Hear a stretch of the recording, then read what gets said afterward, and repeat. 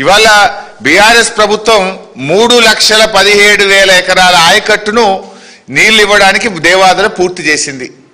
కట్కొత్తుతే 3,17,000 ఎకరాలకు వరంగల్ జిల్లాకు సాగునీరు అందుతుంది, వరంగల్ తాగునీరు అందుతుంది.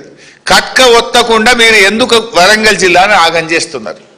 మీకు గుర్తు, పోయిన సంవత్సరం కూడా 8 కోట్ల రూపాయలు మెయింటెనెన్స్ బిల్లులు ఇవ్వకపోవడం వల్ల దేవాదులలో 50 రోజులు ఆలస్యంగా మోటార్లు ప్రారంభమైనాయి. దాంతో 700-800 కోట్ల రూపాయల పంట వరంగల్ జిల్లాలో గత సంవత్సరం ఎండబెట్టింది కాంగ్రెస్ ప్రభుత్వం. అర్ధాంతరంగా మీరు మోటార్లు ఆన్ చేయక 7-8 కోట్ల రూపాయలు విడుదల చేయక 800 కోట్ల రూపాయల పంటను పోయిన సంవత్సరం దేవాదుల కింద ఎండబెట్టింది కాంగ్రెస్.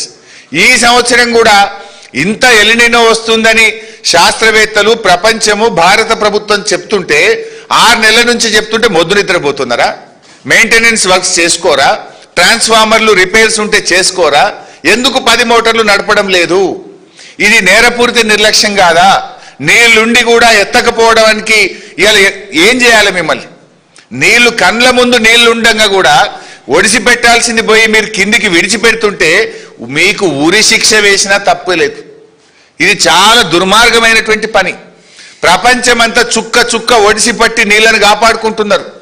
ఇవాళ మీరు ఆ కాళేశ్వరంలో ఎత్తమంటే అక్కడ డ్రామాలు, ఇక్కడేం డ్రామాలు? మరి ఈడెందుకు 10 మోటార్లు ఆన్ చేయడం లేదు అని చెప్పి ఇవాళ మేము అడుగుతా ఉన్నాం.